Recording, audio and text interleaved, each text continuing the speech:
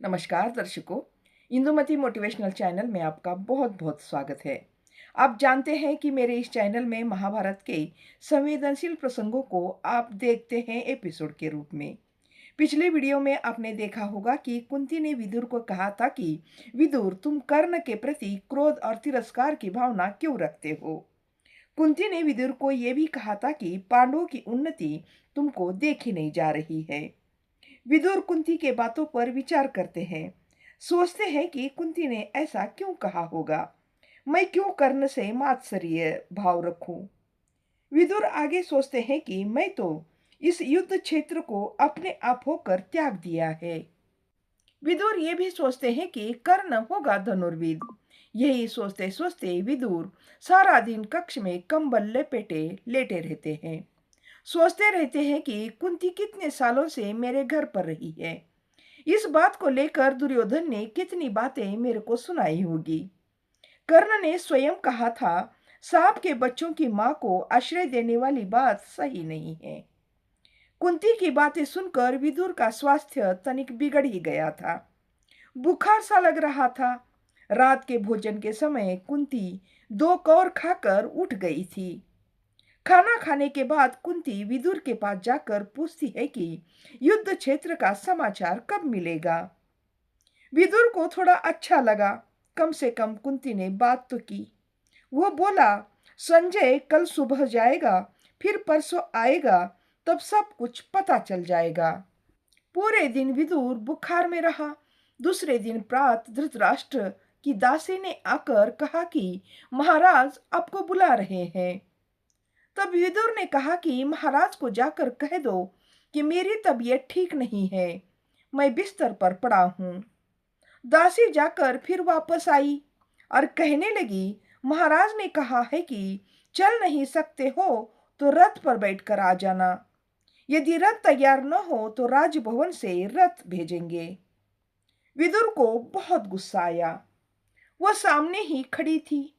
विदुर ने करवट लेकर उसकी ओर पीठ कर ली और बाद में मुंह ढांप लिया। विदुर सोचने लगा कि कल ही महाराज ने कहा था राजभवन में कदम नहीं रखना, फिर आज बुलावा भेजा है। विदुर सोचते हैं कि इन क्षत्रियों से दूर रहना ही भलाई है। विदुर के नहीं आने से धृतराष्ट्र ने गांधारी से कहा कि देख ली तुमने विदुर की योग्यता। गांधारी ने कहा, इसमें देखने की क्या बात है। धृतराष्ट्र सोचने लगा, वैसे विदुर अच्छा ही है, कितना भी कहो शांति से सुनता रहता है। बीच बीच में पसंद न आने वाली बात कहने पर भी चुभने वाली बात नहीं कहता। परंतु आज तो बुलावा भेजने पर भी नहीं आया। धृतराष्ट्र के कानों पर बाहर की आवाजें आ रही थी। गाड़ी वालों की बैलों को हाँकने की, उकसाने और डांटने की आवाजें, पहियों के घूमने की आवाजें, सामान उठा उठा कर भरने की उत्साह भरी चिल्लाहट, हाँ, मशाले जलने की गंध भी आ रही थी। धृतराष्ट्र सोचने लगे कि सारा सामान कहाँ जा रहा होगा। उन पांडवों के पास तो कुछ भी नहीं होगा। वह दरिद्र पांचाल क्या इतना सामान दे पाएगा। धृतराष्ट्र आगे सोचते हैं कि कुंती के पुत्रों को तो कुछ भी प्राप्त नहीं होता होगा। धृतराष्ट्र को तब भीष्म की याद आई और वे गांधारी से कहते हैं कि तुमने भीष्म को देखा है क्या। गांधारी ने कहा, क्यों। धृतराष्ट्र कहते हैं कि बड़े लंबे और चौड़े शरीर वाले हैं।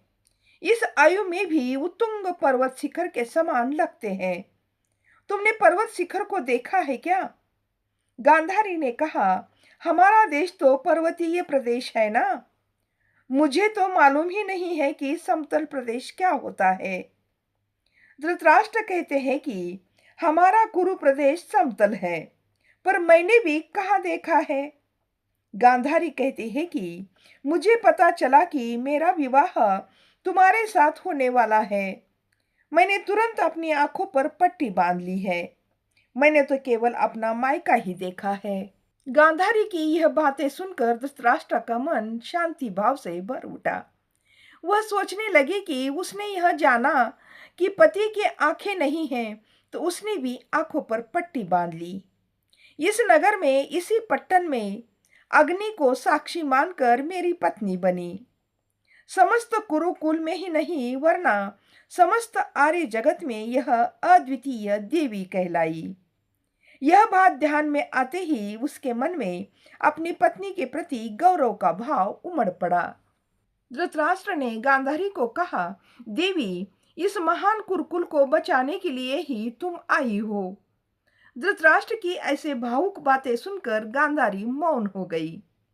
धृतराष्ट्र सोचने लगे कि छू कर देखने से रंग का पता नहीं चलता। वैसे सब कहते हैं कि गांधारी का रंग एकदम गोरा है। पर्वतीय प्रदेश के लोग ऐसे ही होते हैं। चर्म बड़ा कोमल पर डील डौल तगड़ा होता है। धृतराष्ट्र को नींद नहीं आ रही थी।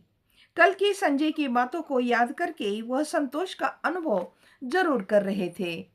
तभी धृतराष्ट्र का ध्यान पांडवों की सेना की ओर गया।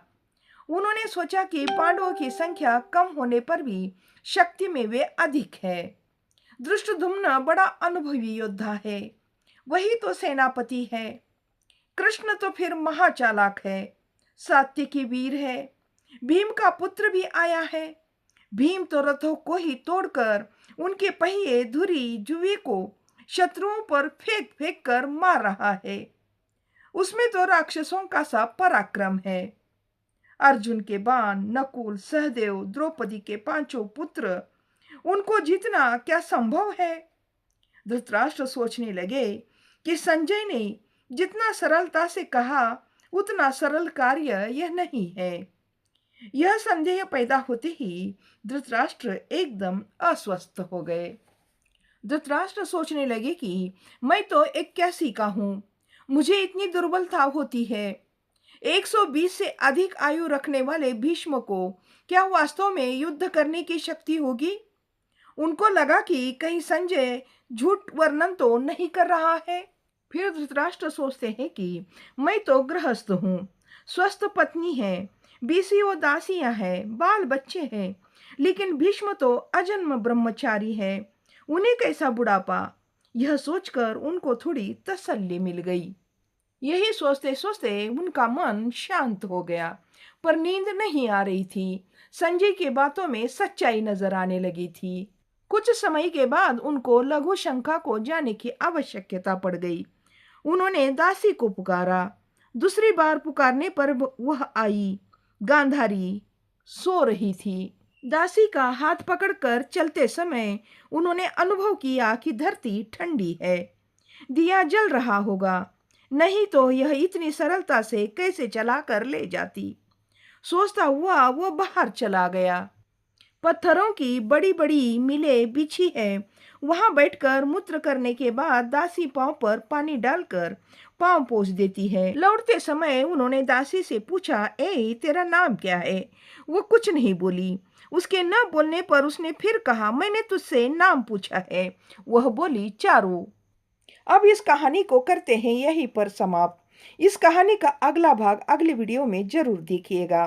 तब तक के लिए जय हिंद, जय भारत।